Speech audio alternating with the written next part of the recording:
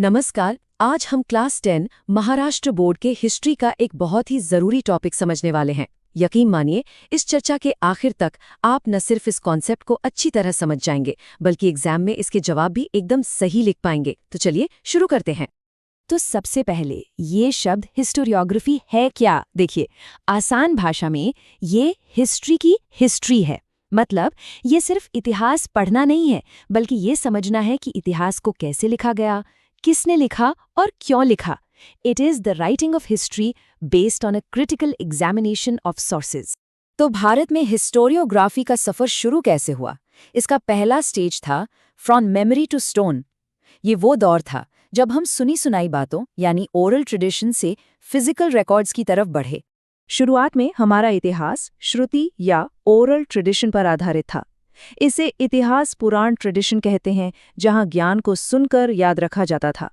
लेकिन इसमें एक दिक्कत थी, ये टेम्पररी था। फिर एक बहुत बड़ा बदलाव आया सम्राट अशोक के समय में। उन्होंने अपने संदेशों को पत्थर पर खुदवाया, जिन्हें हम अशोकन एडिक्ट्स कहते हैं। ऐसा क्यों किया होगा?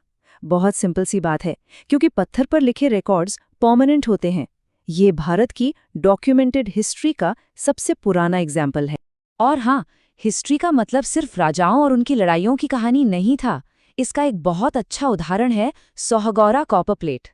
इस प्लेट पर लिखा है कि अकाल या फैमिन के समय अनाज को गोदामों में कैसे सुरक्षित रखना है। ये दिखाता है कि उस समय की हिस्ट्री में क्राइसिस मैनेजमेंट और एडमिनिस्ट्रेशन का भी रिकॉर्ड रखा जाता था। पत्थर पर लिखे रिकॉर्ड्स के बाद जो अगला बड़ा डेवलपमेंट हुआ वो था बायोग्राफीज यानी जीवनियां लिखने का। ये हिस्टोरियोग्राफी का दूसरा स्टेज था, द एरा ऑफ बायोग्राफीज। इसका सबसे जरूरी एग्जाम्पल है 7th सेंचुरी में बाणभट्ट की लिखी हुई हर्षचरित।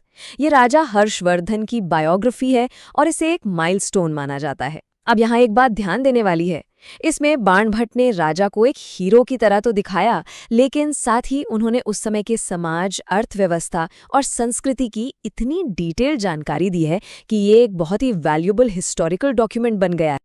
यहाँ रुककर सोचिए, बाणभट्ट का असली मकसद क्या था? सिर्फ सच बताना या अपने राजा की तारीफ करना? असल में दोनों। उस दौर के इतिहासकार एक रिपोर्टर भी थे और एक आर्टिस्ट भी, जो फैक्ट्स को एक कहानी की शक्ल में पेश करते थे। अब हम उस स्टेज पर आते हैं जहां हिस्टोरियोग्राफी एक सीरियस और साइंटिफिक डिसिप्लिन बन गई।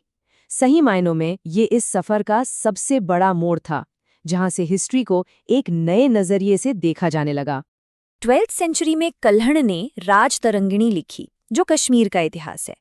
कल्हण को भारत का पहला मॉडर्न हिस्टोरियन भी कहा जाता है। क्यों? क्योंकि उनका मानना था कि एक इतिहासकार को राग द्वेष मतलब अपनी पसंद नापसंद से ऊपर उठकर बिल्कुल ऑब्जेक्टिव होना चाहिए। उन्होंने सोर्सेस को क्रिटिकली एग्जामिन किया, जैसे कि पुराने खंडर, सिक्के, शिलालेख और सरकारी रिकॉर्ड्स। एग्जाम के लिए ये दो कीवर्ड्स याद रखिएगा, ऑब्जेक्टिव और क्रिटिकल एग्जामिनेशन। कल्हण के बाद एक और बहुत बड़े इतिहासकार हुए जियाउद्दीन बर्नी। दिल्ली सल्तनत के इस हिस्टोरियन ने तो हिस्ट्री का मकसद ही बदल दिया।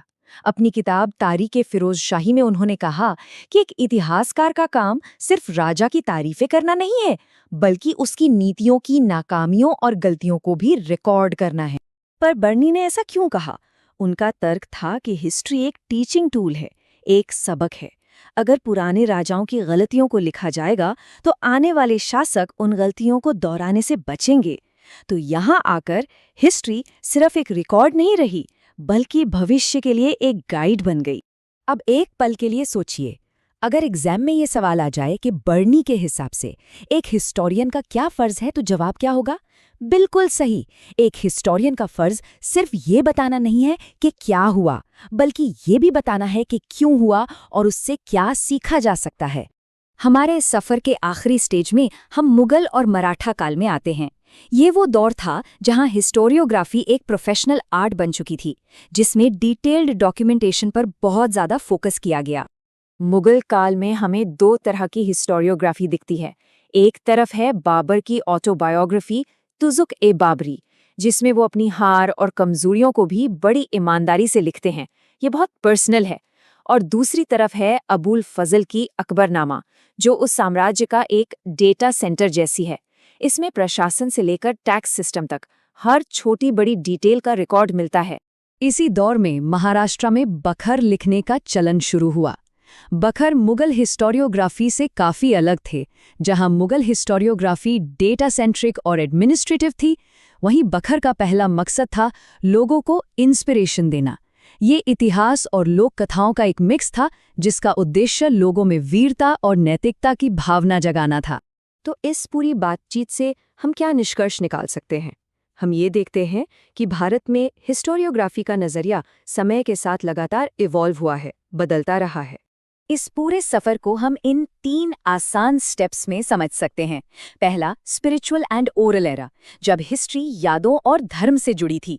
फिर आया एडमिनिस्ट्रेटिव एरा, जब हिस्ट्री शासन और सत्ता का एक जरिया बनी। और आखिर में आया क्रिटिकल एरा, जब कल्हण और बन्नी जैसे इतिहासकारों ने सवाल पूछने और ऑब्जेक्टिव रहने की परंपरा शुरू की। और यही इस टॉपिक का सबसे बड़ा टेक अवे है। हिस्ट्री सिर्फ तारीखें नहीं है, ये उन तारीखों को देखने का नज़रिया है, पर्सपेक्टिव है। और ये पर्सपेक्टिव, जैसा हमने देखा, समय के साथ हमेशा बदलता रहता है। तो संक्षेप में हमने देखा कि हिस्टोरियोग्राफी ओरल ट्रेडिशन से निकलकर एक क्रिटिकल एनालिटिकल डिसिप्लिन बनी। अशोक, कल्हण और बर्नी इस बदलाव के सबसे बड़े चेहरे हैं। और सबसे ज़रूरी बात, इतिहास लिखने का मकसद भी समय के साथ बदला, यादों को संजोने से लेकर प्रशासन चलाने और आखिर में भविष्य को सबक सिखाने तक। अगर आपको ये पूरी बात अच्छी तरह समझ में आई तो इसे ज़रूर लाइक करें। अगर कोई भी सवाल मन में है तो कमेंट्स में पूछने में बिल्कुल संकोच न करें। और क्लास 10 महाराष्ट्र बोर्ड के ऐसे ही ज़रूरी टॉपिक्स के लिए सब्सक्राइब करना न भूलें। धन्यवाद।